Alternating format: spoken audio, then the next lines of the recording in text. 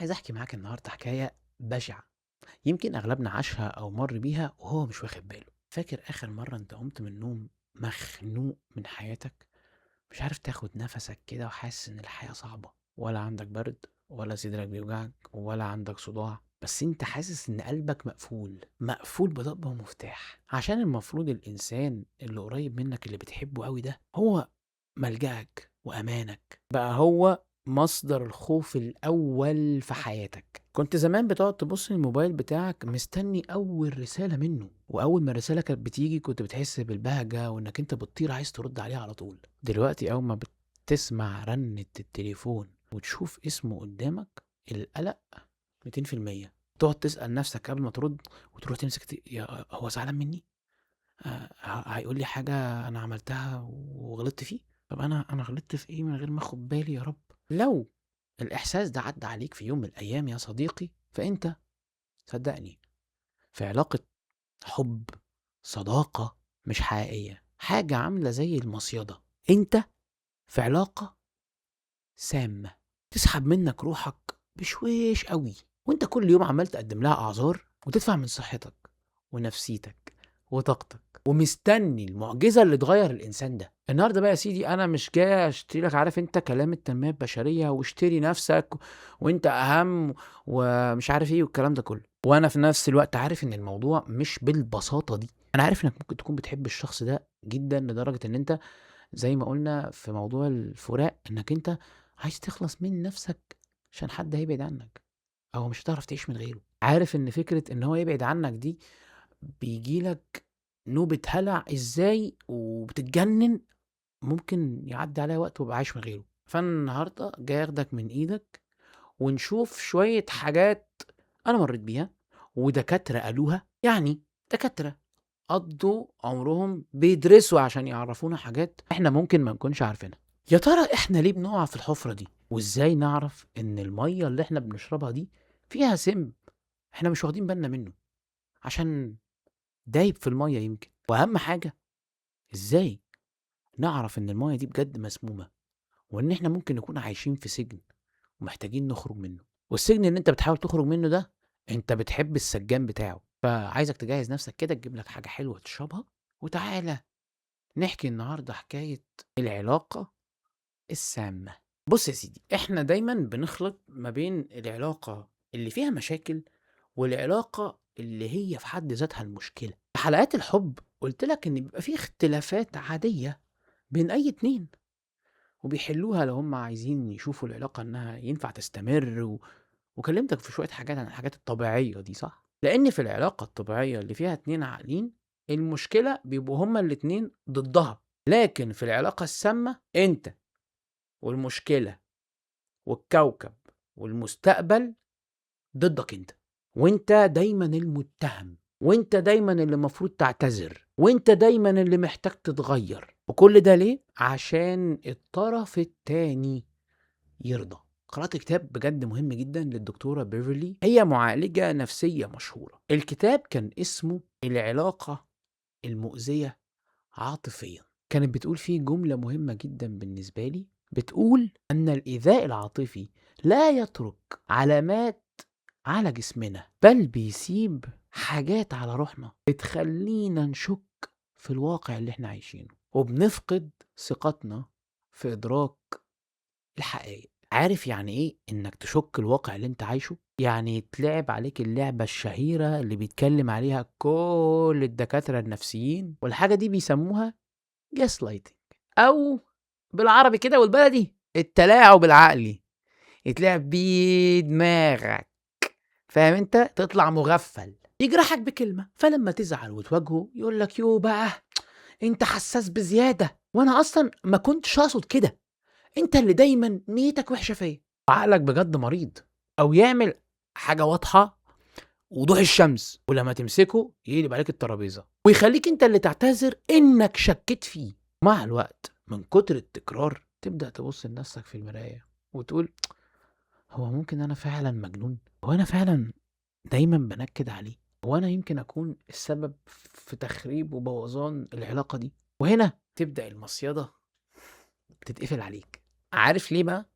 لان انت بدأت تسلم مفاتيح عقلك كلها للطرف التاني. تعال احكي لك قصة كده حصلت معايا، قصة بجد اللي حصلت معايا دي كل ما افتكرها بستغرب قوي ان انا الانسان العاقل اللي بتكلم معاك دلوقتي. انا يمكن قعدت في الجحيم ده فترة طويلة قوي. عرفت الشخصية زمان كانت في الاول عبارة عن طوفان من الاهتمام، حاجة كده من اللي اتكلمنا عليها في حلقة الحب، الانبهار السريع، كلام حلو من اول اسبوع، شربني شاي الحب، خليها قهوة عشان ما بحبش الشاي، والاهتمام بجرعات زيادة جدا ما تتوصفش. كان الإنسان ده بيحسسني إن هو ما كانش عايش قبل ما يشوفني، وإن أنا كنت المنقذ والسند والأمان. أنا كإنسان عادي عندي احتياج طبيعي، لما بشوف ده أكيد في مغناطيس بيشدني للشخص ده.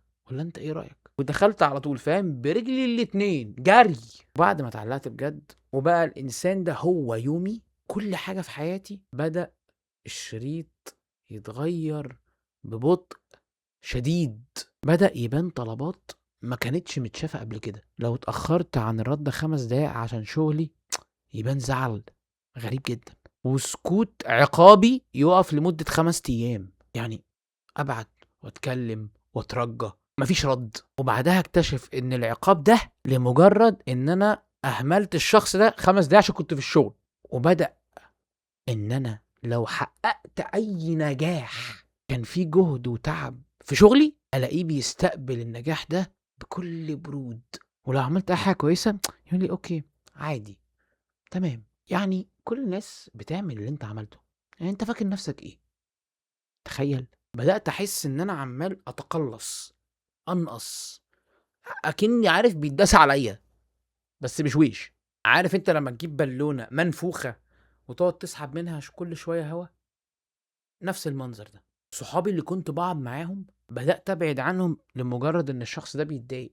طموحي وشغفي بدأوا ينطفوا، ووصلت لمرحلة إن أنا بقيت بصحى من النوم ما ببصش لأي حاجة، ما بعملش أي حاجة في حياتي غير إن أنا إزاي أعدي اليوم ده من غير الشخص ده ما يجي يزعل مني. بقيت عايش لمجرد إن أنا عايز أعمل أي حاجة عشان أمنع أي نكد في اليوم. ما بقيتش بصحى عشان أعيش، يعني مش عشان أي سعادة. في يوم من الأيام بقى بعد كل اللي حصل ده وقفت مع نفسي، بعد ما لغيت مشوار شغل كان مهم جدا بالنسبة لي وخسرني كتير عشان الشخص ده كان زعلان من حاجة، وكانت حاجة تافهة قوي. عارف قعدت زي ما انا باصص لك كده لوحدي، باصص لنفسي في مراية العربية، لقيت واحد دبلان عينه مكسورة غريب جدا عن نفسه، مفيش لمعة ولا شغف. وبعدها جه في بالي سؤال الدكتورة رابن نوروود اللي كان موجود في الكتاب بتاعها، النساء والرجال الذين يحبون أكثر من اللازم. الكتاب ده حلو قوي. لما كانت بتسأل هل العلاقة دي بتساعدني إن أنا أكون أحسن نسخة مني، ولا بتجبرني إن أنا أصغر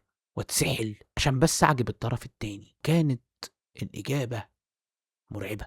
أنا ما كنتش بكبر، أنا كنت بتلاشى بس. أنت بقى يا سيدي دلوقتي حالا قاعد بتسمعني وسرحت، وعايزك تركز معايا شوية، وعايز أديك خريطة كده ونشوف مع بعض هل أنت في منطقة خطر ولا لأ، حاجة بتحصل لك وهتنفجر فجأة، ولا الدنيا حلوة. تعال نلخص بقى العلامات دي بناء على دراسات العالم الشهير إريك فروم. وأول علامة هي المشهورة، الاستنزاف المستمر اللي ما بيخلص. انت طول الوقت معاهم تعبان، اي مكالمة كل طقطق عمالة تسحب، بدل ما تكون بتتصل بالناس عشان ترتاح نفسيا وتقفل التليفون وانت حاسس بقمة السعادة وامان، بتقفل وانت حاسس ان انت عمال تحفر في طوبة، يعني عارف مستحيل يحصل فيها اي خرم. تاني علامة هو الشعور انك ماشي على بيض، ويمكن دي كلمة مشهورة جدا في علم النفس. ليه؟ لانك ماشي طول الوقت خايف، خايف تغلط، خايف تختار كلمة غلط، خايف تضحك بصوت عالي، خايف تحكي عن مشكلة في شغلك اصل هما هيقولوا انك بتشتكي، خايف تتصرف على طبيعتك. ثالث علامة هو الحب المشروط، اللي هو الحب مش عشان لشخصك، لا هو الحب مقابل شروط. لو سمعت كلامي هحبك، لو عملت اللي انا عايزه هتبقى حبيبي، وعارف هخليك تعيش اوقات جميلة جدا، ودايما هقولك كلام حلو وهخلي ايامنا حلوة. غير كده لا، لو اختلفت معايا انت خاين، ووحش قوي. الحب هنا يا باشا مش سكن، الحب هنا كارت ابتزاز، كل شوية هيطلع لك لو ما عملتش اللي قدامك عايزه بالظبط. رابع علامة وهي العزلة التدريجية بالظبط كده، خلاص هيخليك تبعد عن كل البشر. الطرف السام ده بيحاول بالبطيء كده يقطع علاقتك بأي مصدر دعم وسعادة، أي حاجة، صحابك، أهلك، طموحك وشغلك. عايزك تبقى مقطوع من شجرة عشان تفضل محتاجه هو وبس، وكمان عشان محدش يفتح عينك على البشاعة اللي انت عايشها. خامس علامة وهي دورة الأذى والمصالح، وهي مقولة قرأتها عن الموضوع ده بتقول إن العلاقة السامة مش كلها جحيم 24 ساعة، عشان لو كانت كده أكيد كنت مشيت من أول يوم. هي عبارة عن دورة أذى وجرح جامد قوي، وبعدين ندم زائف. أكيد مش انت بتحس بالذنب عشان انت اللي غلطان، عشان كده. وبعدين كلام معسول وهدايا عشان يرجعك للنقطة اللي انت كنت فيها من البداية.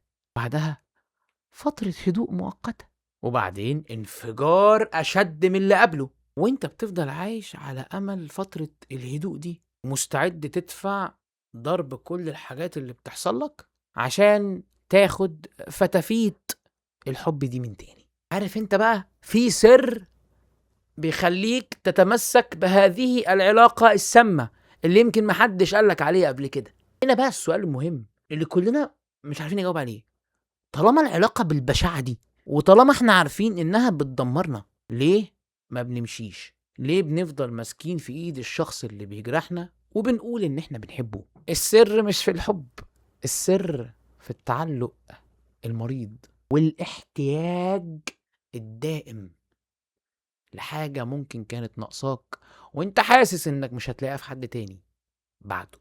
قرأت في أبحاث الدكتور أمير ليفين عن نظرية التعلق، وبيقول إن الإنسان لما بيتولد في بيئة الاهتمام فيها كان غير مستقر، يعني مرة أهله يحبوه، مرة يطنشوه، مرة يضربوه، بيكبر وهو عنده حاجة اسمها التعلق القلقان، والعقل عنده بيترجم إن الوجع والقلق هما جزء أساسي من الحب. فأنت لما بتدخل علاقة سامة وفيها قلق وتذبذب كده، عقلك الباطن بيقولك إن المكان ده مألوف وشكله كده في حاجة صح. وزي ما قلت لك في حلقة الحب التانية، احنا ما بنختارش الشخص الصح ولا بنختار الشخص اللي يسعدنا، احنا بنختار الشخص اللي شبه جرحنا القديم. في سبب تاني مرعب بيسميه عالم النفس روبرت فايرستون الرابطة الوهمية. انت ما بتحبش الشخص الواقعي اللي بيمارس عليك الأذى ده، انت بتحب الصورة اللي انت رسمتها للشخص ده في الأول، اللي هو كل ما يضربك عاطفيا تقول لا لا لا لا، هو مش كده، هو أكيد مضغوط، هو كان زمان حنين معايا، أنا هستحمل لحد ما النسخة القديمة الحلوة ترجع. وانت مش واخد بالك إن النسخة القديمة دي حضرتك كانت طعم عشان تقع في الشبكة دي. احكي لك قصة تانية كان فخ بالنسبة لي يعني في حياتي. زمان دايما كنت بعيش دور المنقذ، الشاب الطيب اللي يقدر يغير الناس ويداوي جروحهم. ارتبطت بحد كان طالع من تجارب قاسية جدا ومكسور، ومفيش حد في حياته بيحبه. ودخلت العلاقة دي مش لمجرد ان انا احب، دخلت لمجرد ان انا اعدلها واصلحها، اعالجها وابقى المستشفى.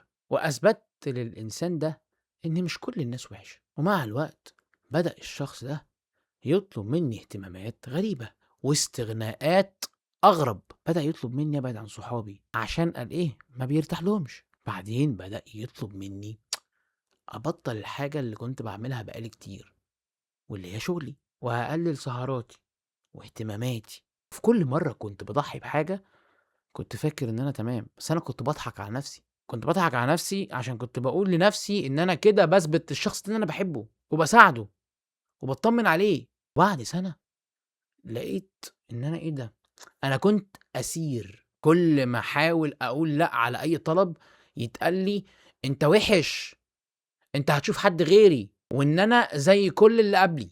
وبدأ يظهر تهديد بالغياب وعدم الاهتمام، وإنه يعني هيأذي نفسه لو مشيت. وبعدها لقيت نفسي في فخ الإحساس بالذنب، كنت محبوس فيه ومش قادر أمشي عشان خايف أكون أنا السبب في خراب حياة الشخص ده من تاني. وقعدت فترة طويلة لحد ما فهمت جملة عالمة النفس أليس ميلر في كتاب درامة الطفل الموهوب، لما كانت بتوضح إن السعي المستمر لإنقاذ الآخرين هو في الأصل الهروب من ألمنا الخاص، وجعك أنت بتهرب منه، وإن حضرتك مش مسؤول عن سلامة حد عاطفيا على حساب هلاكك النفسي. ولقيت إن أنا المفروض ما أكونش المنقذ ولا المستشفى ولا اللي بيدفع الفواتير العاطفية لتربية حد تاني. ازاي بقى انا بقيت قاعد قدامك كده وبقيت فاهم وخططت بقى ازاي اطلع من هذه العلاقة السامة، هذه العلاقة السامة اللي كلها جاز لايتنج. ويمكن ده الجزء الأهم اللي انت قاعد مستنيه من أول الفيديو، وانت عرفت ان انت يمكن تكون في علاقة سامة بجد وبتستنزف منك قوي، بس انت بتحب الشخص ده، مش قادر تتخيل حياتك من غيره. كل ما تفكر تسيبه بتحس برعب وبتقول اعمل ايه. ومليون في المية انا معاك، هو الخروج من علاقة سامة مش بيحصل في ثانية كده يلا بينا نعمل بلوك مثلا، وهو عامل زي، عارف انت لو بتخرج من حاجة انت مدمنها، هو علم النفس قال كده اثباتيا ان التعلق السام بيفعل في المخ نفس مناطق الادمان الكيميائي الهوف. يعني لما بتبعد جسمك وعقلك عن الحاجة دي او الشخص ده بيطبخوا كده مع بعض اعراض انسحاب، اشتياق يموتك، رغبة في انك ترجع وتسامح، عايز بس اسمع صوته تاني، احساس بالفراغ. عشان كده انت محتاج خطة تخرج من الموضوع ده، وهي الشجاعة. وانا بقى هلخص لك ازاي نخرج كده في حاجات صغيرة وسهلة وتقدر تعملها. اول حاجة الاعتراف بالحقيقة، وابطل بقى اطبل من غير تجميل، ابطل اجمل القسوة اللي بتحصل فيا، ابطل اقول ان هو بيحبني بس عصبي، ابطل اقول انها بتحبني بس غيورة بزيادة. القسوة قسوة، والتلاعب والضحك عليك وانك تبقى مغفل تغفيل وتلاعب وضحك عليك. اكتب يا حبيبي، والله اكتب، اكتب كل المواقف اللي جرحتك عشان تقرأها كده تحس باللي بيحصل فيك. كم مرة عيطت فيها لوحدك، كل مرة كنت بتتمنى انك ما تكونش دخلت العلاقة دي، يا كتير قوي كده. ولما يجيلك نوبة الوحشان، وحشني الاشتياق، بطل بقى وقتها تبص على الصورة الحلوة والأيام الأولى، ارجع وافتح الورقة اللي أنا قلت لك اكتبها واقرأ الوجع اللي أنت عشته من تاني. هي خطوة واحدة، إنك تقطع الشريان التغذية العاطفية الجميلة اللي بتحس بيها وبتنسى بيها كل وجعك. في علم النفس ما فيش حاجة اسمها إحنا صحاب، ما فيش حاجة اسمها نتكلم كل فين وفين، نطمن على بعض يعني كل فترة وفترة أو في المناسبات. لأن الطرف السام أما بيلاقيك بتحاول تبعد بيعمل حاجة اسمها الشفط العاطفي، يرجع يظهر فجأة، يبعت رسالة حنينة، يفتكر ذكريات قديمة، كل ده عشان يرجعك للمصيدة. القطع الدائم، البلوك بقى، مسح كل حاجة وما تردش عليه أبدا، هو الدواء الوحيد لعلاج العلاقة السامة. عدم متابعة أخباره وبناء سور بينك وبينه، شايف قد إيه؟ أكتر روح. وده كله ليه؟ حماية لنفسك والله، مش إن أنت يعني بتعاقبه ولا بتذله، لا أنت بتحمي نفسك. وكمان حاجة بقى، إنك تجمد كده قدام الإحساس بالذنب. وأكيد مليون في المية أعراض الانسحاب هتجيلك في أول أسبوع، أول شهر، وهتتعب قوي، هيبقوا أصعب أيام حياتك صدقني أنا عارف. هتحس إنك تايه، هتحس إنك مفيش شمس بتطلع الصبح كده والدنيا دايما ضلمة، تحس إنك ممكن تكون إنسان شرير مثلا عشان سبته. وقتها بقى عايزك تفتكر برضو كلام العالم إريك فروم لما قال إن الحب الحقيقي بيبدأ بالقدرة على الاستقلال، وإذا كنت مش عارف تعيش من غير الشخص ده فده مش حب، هو مجرد استعباد عاطفي. لو جمدت كده كل يوم بيعدي من غير الإنسان ده، عقلك بيبدأ ينضف من المخدر والإدمان اللي حاصل لك، وشكل الأمور بيبدأ يوضح لك. وارجع بقى لمساحتك وحياتك الشخصية اللي كنت عايشها الحلوة والنجاح والطموح والشغف اللي ضاعوا منك. فاكر صحابك اللي سبتهم؟ ارجع كلمهم تاني وابدأ بقى عشان خاطري، زي ما انا اهو قدامك اهو، ابدأ ارسم حدود بقى عشان خاطري، مش نرجع لنفس العلاقة السامة. ها، مش مستشفى. اتعلم تقول لا في الحاجات الصغيرة عادي، عشان الحاجات الكبيرة تقول لا والف لا. واخر حاجة طبعا احنا عارفينها دايما وبنقولها في كل العلاقات الوحشة اللي ممكن تكون بتحصل في حياة أي إنسان: عالج نفسك قبل ما تدور على أي علاقة تانية تدخلها بالكامل. وكررتها لك في كل الحلقات اللي فاتت ما عدا حلقة الفراق. قلت لك في الحلقة الأولى في الحب والحلقة التانية في الحب: اوعى تدور على أي شخص ينقذك من اللي كنت فيه والعلاقات القديمة، عشان لو عملت كده أنت هتاخد نفس الروح اللي اتجرحت قبل كده وتجيب شخص بريء تدفعه الثمن اللي حصل ده، أو يا إما هتروح تختار نفس الشخص السام بس بوش جديد ولقب جديد. اقعد مع نفسك وخد وقت في العلاج والشفاء عيش دور الوحدة والوعي، مفهومش أي مشكلة، بس ترجع واعي. افهم، عادي احنا ممكن نفهم ليه احنا اتهنا، ليه احنا استنزفنا، ونصلح الجرح اللي جوانا ده، عشان لما نبص لحد نعمل صداقة نحب بإرادتنا وبعقلنا اللي فاهم ونضجنا، مش باحتياجنا ووجعنا. فبص يا سيدي، في نهاية الحكاية عايز أقول لك كلمة من قلبي: الحياة أقصر بكتير جدا من إنك تعيش تثبت لحد إنك تستاهل. أسهل بكتير إنك أنت تخلي حد يحبك، لأن الحب الحقيقي مش حرب، والحب الحقيقي مش استنزاف، الحب الحقيقي مش قلق على طول وخوف من بكرة. الحب الحقيقي احنا عارفينه، والصداقة اللي بجد هو مكان فيه أمان ترجع له وانت تعبان من الدنيا جاي عليك، فتلاقي نفسك بعد ما رجعت له ارتحت، شخص تشارك معاه ضعفك قبل فرحتك من غير ما تخاف ان هو ممكن يكون بيستغلك، شخص بيبص لك في عينيك ويقول لك انا شايفك ومقدرك بحبك زي ما انت بعيوبك ومميزاتك. لو العلاقة اللي انت فيها بتخليك اصغر، اضعف، اتعس، اكتر قلق، يبقى دي مش علاقتك وده مش الشخص بتاعك. والخروج منها ممكن يكون بيوجع دلوقتي، ويا سيدي هيوجع جامد، بس يمكن الوجع ده هو العملية الجراحية اللي هتنقذ حياتك، على الأقل أحسن من الوجع المريض اللي بيموتك بالبطيء. وعايزك يعني اختار نفسك وسلامك النفسي، اختار انك تكون عايش علاقة حلوة فيها حب وفي نفس الوقت فيها حرية. ولما هتتصالح مع نفسك وتبطل تخاف من انك تبقى وحيد لفترة عشان تبقى واعي فيها، داني وقتها هتفهم ان كل باب اتقفل في وشك كان رحمة من ربنا عشان يخليك جاهز للي يستاهلك. بس وكمان اتمنى ما تخشش علاقة تانية سامة لو انت خلصت من الاولانية وفهمت او سمعت حاجة زي دي، او سابك الشخص السام ده وانت عايش دلوقتي حالا مش عارف تعمل ايه. فالمرحلة الجاية تبقى عرفت المفروض تعمل ايه. واتمنى تكون الشخص اللي راجع علاقته، هل هي سامة ولا سامة ولا زي الفل، وهتعرف ده الحلقة الجاية. بس سؤالنا المهم النهاردة: هل العلاقة اللي انت فيها او اخر علاقة عشتها كانت بتكبرك وبتبنيك، ولا كانت بتسحب منك روحك وكانت بتخليك عايش خايف؟ هتعرف تكون صريح وتقول وما تخافش، او قول لنفسك واقف قدام المراية بتسألها: اشوفك في الحكاية الجاية. سلام.